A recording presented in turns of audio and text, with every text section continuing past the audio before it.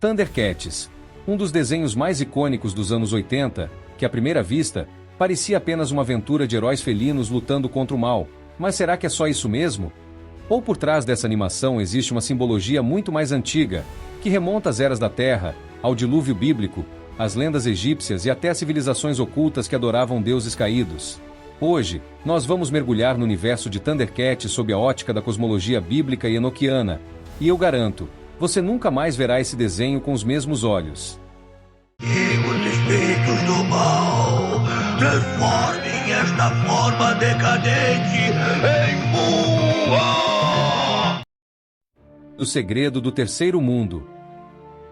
Logo no início da série, ouvimos que os heróis chegam ao chamado terceiro mundo, e aqui já está o primeiro detalhe oculto. Segundo a cosmologia bíblica e tradições como o livro de Enoque, a Terra passou, e ainda passará, por diferentes eras. A primeira, antes da queda e do dilúvio; a segunda, o mundo antediluviano, destruído pelas águas nos dias de Noé; e por fim o terceiro, aquele que surgiu depois do dilúvio, onde as civilizações tentaram se reerguer, mas ainda carregavam as marcas dos antigos deuses e dos anjos caídos. Ou seja, o terceiro mundo dos Thundercats pode ser uma referência direta a essa era pós-diluviana. Um tempo em que ruínas, tecnologias e até seres antigos ainda estavam presentes, sobreviventes de uma destruição que mudou tudo. Para quem já assistiu meu vídeo sobre He-Man, percebeu que enxerga o mundo de Eternia como o mundo da Segunda Era, antes do dilúvio. Já aqui em Thundercats, temos a Terceira Era, representando o ressurgimento dos deuses no novo mundo pós-diluviano. E se você acha que é só coincidência, lembre-se, em um episódio de Thundercats aparece nada menos que a espada Excalibur, das lendas do Rei Arthur e do Mago Merlin. Essas histórias, que parecem contos medievais, estão repletas de ecos antediluvianos. Merlin, por exemplo, é associado à construção de Stonehenge, uma obra megalítica que, assim como as pirâmides e os zigurates, não se explica pela tecnologia da época. Essas construções apontam para um conhecimento herdado de seres que não eram totalmente humanos. A presença de Excalibur no universo dos Thundercats não é gratuita. É uma lembrança de que esses heróis vivem em um mundo que carrega resquícios de eras muito mais antigas, porém cronologicamente igual, enquanto a lenda de Avalon é um pouco posterior à ascensão egípcia. Mas por que os Thundercats são felinos? A resposta está na mitologia do Egito. Cada Thundercat também carrega um simbolismo próprio. Lion, o leão, é o líder e claramente remete ao poder régio do leão solar, animal associado ao faraó no Egito, mas também a figura do leão alado da Mesopotâmia, que guardava portais sagrados e principalmente ao deus egípcio Marres. Tiger, o tigre, pode ser conectado aos felinos listrados que, na iconografia egípcia, aparecem como caçadores e símbolos da força de combate, uma divindade leonina da guerra e da proteção. Chitara, a guepardo leopardo, se aproxima da figura do leopardo sagrado usado pelos sacerdotes egípcios. O próprio traje ritual dos sacerdotes de Osíris incluía uma pele de leopardo, sinalizando a travessia entre o mundo físico e o espiritual. Pantro, a pantera, conecta-se à sombra, à escuridão e ao aspecto noturno da deusa Baster, protetora, mas também vingativa. E o pequeno Snarf, que aparenta ser apenas um gato comum, pode simbolizar justamente o vínculo direto com o gato doméstico sagrado do Egito, reverenciado como guardião contra espíritos malignos. Ou seja, cada um dos heróis, mesmo que de forma velada, ecoa aspectos do antigo Egito e de cultos felinos que sempre tiveram uma dimensão espiritual. O Egito foi a civilização que mais exaltou os deuses gatos, Baster, a deusa protetora, ligada à fertilidade e à proteção do lar, e Sekhmet, a leoa da destruição, e principalmente Marres, o deus leão, guardião da guerra e da espada, símbolo de fúria contra os inimigos de Ra. O próprio símbolo da espada de Tandera, o felino negro, remete à figura do deus Marres. Ele não é apenas um emblema bonito, é um chamado direto a um arquétipo milenar de proteção e poder divino. Como citei, sua figura representa exatamente o protagonista Lion, tanto que, na visão egípcia, tem forte ligação com o uso da espada. E aqui vem um detalhe explosivo. Esse mesmo arquétipo aparece no Japão, no Tokusatsu Lion Man, um clássico dos anos 70, que evoca o mesmo simbolismo.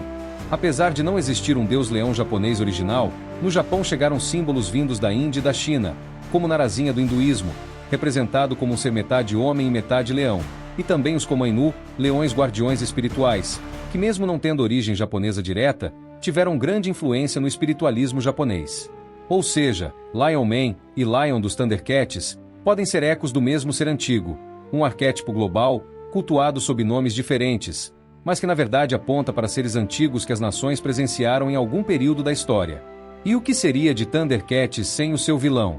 O icônico Mun-Ra, a múmia imortal que invoca espíritos malignos diante de estátuas egípcias. Sem dúvida um dos personagens mais marcantes dos anos 80. Mas aqui está um segredo: a mumificação não nasceu no Egito como muitos pensam. Na Suméria, muito antes, já existiam práticas semelhantes. Algumas tradições dizem que até o rei Gilgamesh, descrito como Nephilim, foi mumificado, como você verá a seguir. Enquanto olhamos para o símbolo do leão nos Thundercats, poucos prestam atenção ao símbolo de Mun-Ra, que é a serpente. E a serpente, na tradição bíblica e nas culturas antigas, representa justamente o inimigo. No entanto, aqui vemos duas serpentes, que lembram as duas serpentes egípcias que os magos criaram para sobrepor a serpente de Moisés. Além de se tornar símbolo do Egito nessa ocasião, a serpente dupla representa a linhagem de sangue que atravessa civilizações, ligando-se a figuras como Nimrod ou Gilgamesh, que muitos estudiosos associam como sendo o mesmo personagem mítico. Na Bíblia, Nimrod é um personagem do livro de Gênesis, filho de Cush e neto de Cã, descendente de Noé. É descrito como o primeiro poderoso na terra, famoso como um caçador diante do Senhor e que fundou várias cidades, como Nínive. A tradição judaica, em obras como as Antiguidades Judaicas de Joséfo, o descreve como um tirano que tentou afastar o povo de Deus e que liderou a construção da Torre de Babel. Algumas lendas mesopotâmicas, que deram origem à tradição de mumificação posteriormente, defendem que os primeiros seres de renome mumificados sob pirâmides ou templos foram Gilgamesh ou Nimrod, o primeiro semideus do Novo Mundo. Isso nos leva à simbologia dos obeliscos, zigurates, a Torre de Babel, as pirâmides e até mesmo as pagodas do Oriente, todos monumentos que remontam a uma adoração pós-diluviana, ligados à serpente e ao sol. Construções erguidas em desafio ao Criador. Símbolos que outrora representavam o poder dos caídos antes do dilúvio. Quando Nimrod tentou restaurar esse poder no Novo Mundo, seu plano caiu por terra. Todos conhecem a história. Em vez de alcançar a glória, foi enterrado sob o símbolo que ele tentou instaurar. Então entenda meu raciocínio. Quando os Thundercats chegam ao terceiro mundo e encontram aquela pirâmide misteriosa, guardada por um ser demoníaco chamado Mun-Ra, é impossível não enxergar ecos de algo muito mais antigo. A minha visão é que Mun-Ra poderia ser uma alusão a essas figuras como Gilgamesh ou Nimrod, grandes reis e caçadores que, segundo a tradição, desafiaram o próprio Deus e se tornaram símbolos de rebelião. Claro, aqui estou falando de uma especulação minha, fruto da forma como trabalho com narrativas. Muitas vezes é necessário usar uma licença poética para costurar essas alusões, mas isso não significa que esteja tão distante da verdade. Como tenho mostrado em todos os vídeos, essas histórias carregam vestígios de algo primordial, sinais de uma narrativa muito mais antiga, que, a meu ver, encontra sua fonte na Bíblia. Talvez seja justamente isso que faz com que essas tramas, mesmo surgindo em animes ou desenhos, tenham um peso transcendental, e não saem toscas ou vazias como muitas histórias ocidentais atuais. Assim, Mun-Ra encarna essa continuidade dos cultos caídos, um verdadeiro sacerdote eterno da serpente, mostrando que essas entidades nunca desapareceram, mas apenas assumiram novas formas ao longo das eras para enganar a humanidade. Sua força vem da magia herdada dos antigos pais, os anjos caídos, e é através dele que vemos como o mito, a fantasia e a teologia acabam se entrelaçando, revelando sempre fragmentos da mesma batalha espiritual que ecoa desde o início da humanidade. Porém, seu próprio reflexo mostra a ilusão e a mentira. A realidade é o seu corpo decadente. Deuses falsos não podem conceder vida verdadeira. Foi assim que nasceram os demônios, Néfilins e seres híbridos. Após morrerem, não pertenciam ao Criador e desde então vagam na terra temendo cair no abismo, esperando o juízo final de Deus. Por isso também a mumificação, pois a mesma foi criada para preservar o corpo mortal desses seres, que almejam voltar a este mundo, já que a eternidade divina não pertence a eles. No centro da espada justiceira, vemos o olho de Tandera. Muitos o associam ao olho de Horus, e de fato a estética remete ao Egito antigo. Mas podemos ir mais fundo. Esse olho carrega a simbologia do olho do gato, animal conhecido por enxergar através da escuridão, por ver aquilo que o olhar humano não alcança. Segundo tradições ocultas, o olho do gato representa a percepção além do visível, a capacidade de atravessar véus de sombra e mistério. E aqui está o paralelo mais profundo. O olho de Tandera não é apenas uma arma, mas uma metáfora da visão espiritual, daquilo que transcende a realidade comum, e essa simbologia dialoga com tradições antigas. Em textos esotéricos, O olho do gato é descrito como o olho que percebe o oculto, capaz de penetrar as trevas e enxergar aquilo que está escondido. Seitas ocultistas como a teosofia e correntes ligadas à magia do olho de gato, chamada talismã do olho de gato, mencionam essa pedra e o próprio animal como símbolo de clarividência e intuição espiritual. É a visão além do alcance, o dom profético, a capacidade de enxergar o presente, o passado e o futuro. Um eco da visão dos escolhidos, daqueles que têm seus olhos abertos para discernirem o oculto. Mas aqui podemos propor uma leitura menos sombria e mais profundamente simbólica. Em vez de ficar apenas na associação com o olho de Horus ou o olho felino, podemos ver no olho de Tandera uma representação imperfeita de algo maior. O vilão Mun-Ra carrega o símbolo da serpente, e na Bíblia a serpente sempre foi a grande antagonista.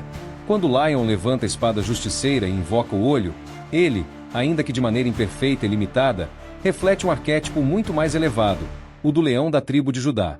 Se a serpente é o símbolo do engano, o leão é o símbolo da realeza, da justiça e da vitória. E não podemos esquecer de Jaga, o mentor dos Thundercats. Mesmo após a morte, sua alma permanece como guia dos heróis. O nome Jaga possui ressonâncias espirituais. No sânscrito, pode remeter à ideia de aquele que desperta ou aquele que vigia. Em tradições mesopotâmicas, nomes semelhantes aparecem ligados a sacerdotes e guardiões. Jaga, portanto, pode ser uma representação desses antigos sábios, reinterpretado como um guia espiritual que, mesmo morto, continua instruindo os escolhidos. Mas os mistérios não param aí. Em vários episódios, Mun-Ra invoca 4 espíritos malignos que o auxiliam em sua missão de espalhar trevas: o javali, o crocodilo, o touro e o abutre. Para quem olha superficialmente, parecem apenas monstros caricatos, mas ao mergulharmos nas raízes do simbolismo egípcio, percebemos que cada um deles remete a entidades e cultos sombrios. O javali pode ser associado a Sete, o deus do caos e da destruição, opositor de Osíris. O crocodilo está ligado a Sobek, o deus crocodilo, que representava a força brutal e instintiva. O touro, por sua vez, se conecta a Apis, cultuado no Egito e até mesmo relacionado ao bezerro de ouro, aquele que os israelitas levantaram no deserto em rebelião contra o Deus verdadeiro. E o abutre se liga à deusa Nekbet, símbolo da morte e guardiã dos faraós. Essas criaturas, apresentadas em Thundercats como simples monstros, carregam ecos de antigas entidades espirituais que atravessaram culturas e sobreviveram em forma de símbolos. E se formos ainda mais fundo, podemos ver neles um reflexo dos anjos caídos descritos no livro de Enoque. Esses 200 anjos, liderados por Semiasa e Azazel, teriam se corrompido ao se unir com as filhas dos homens, dando origem a seres híbridos, gigantes que dominaram a terra antes do dilúvio. As divindades zoomórficas, com corpo humano e rosto de animal, podem ser interpretadas como memórias desses híbridos, verdadeiras abominações espirituais que os antigos passaram a venerar como deuses. O que Thundercats nos mostra, de maneira velada, é a batalha eterna entre a luz e as trevas, entre o símbolo do leão, que aponta para a realeza e justiça, contra a serpente, o inimigo desde o princípio, e suas legiões de espíritos caídos. E agora, diante de tudo isso, surge a pergunta: mas então os Thundercats são malignos? A resposta é complexa. É fato que a série está carregada de símbolos antigos, deuses pagãos e referências ocultas. Mas também é verdade que, em todos os episódios, os heróis exaltam virtudes como amizade, coragem, lealdade e justiça. Isso ecoa um princípio bíblico. Mesmo em culturas corrompidas, ainda existem sinais e virtudes que apontam para algo maior, para o reino de Deus. Pouca gente sabe, mas Thundercats quase não foi aprovado para exibição. A série passou por várias revisões, e até psicólogos foram contratados para garantir que ela poderia ser transmitida no maior país cristão do mundo sem causar resistência. E o resultado vocês já conhecem muito bem: um desenho cheio de símbolos ocultos, mas embalado como uma aventura infantil que os pais aceitariam sem questionar. Uma das estratégias mais bem-sucedidas de inserir antigas mitologias e deuses pagãos no coração da cultura cristã. Na minha visão, Thundercats foi muito mais do que um desenho. Foi uma ponte que trouxe Egito, Babilônia, Suméria, Avalon e até arquétipos universais para dentro de uma narrativa moderna. Mas em meio a tudo isso, vemos ecos de virtudes que nos lembram de uma verdade maior. Por mais que os antigos deuses tentem retornar, a vitória final não pertence a eles. Pertence a Cristo, o leão verdadeiro, o da tribo de Judá, que não precisa de espada ou de magia, porque seus olhos sondam todas as eras, do princípio ao fim. Dito isso, Pessoalmente, acho Thundercats um desenho incrível, que vale a pena reassistir agora como adulto, para que você mesmo tire suas próprias conclusões. Se você gostou dessa análise, não esquece de deixar o seu like, se inscrever no canal e compartilhar esse vídeo para que mais pessoas conheçam as verdades ocultas por trás dos Thundercats. Até a próxima, Jeff o Historiador. Você que chegou até aqui e sente que tem algo a mais. Que por trás dos heróis, da cultura pop e dos símbolos, existe um chamado espiritual. Por isso, eu te convido a fazer parte do meu grupo fechado no WhatsApp. Lá, durante um ano inteiro, vou te ensinar como criar imagens impactantes, músicas emocionais, indicar livros raros, sites confiáveis e ferramentas poderosas que transformam arte em mensagem. Também vou divulgar e sortear camisetas e quadros com artes exclusivas minhas, inspiradas nos personagens que marcaram nossa alma. E o mais importante, você terá meu contato pessoal, vamos trocar ideias, mandar áudios de verdade, rir juntos, orar se for preciso. Porque mais do que seguidores, quero construir amizades sinceras, e em breve, estarei lançando um super e-book, com reflexões tão profundas que eu não posso nem falar abertamente aqui. Se isso tocou o seu coração, entre agora mesmo no grupo, o link está no primeiro comentário fixado. Lá você encontrará todas as instruções para garantir sua vaga na mentoria anual. Que a justiça, a arte e a verdade nos guiem sempre.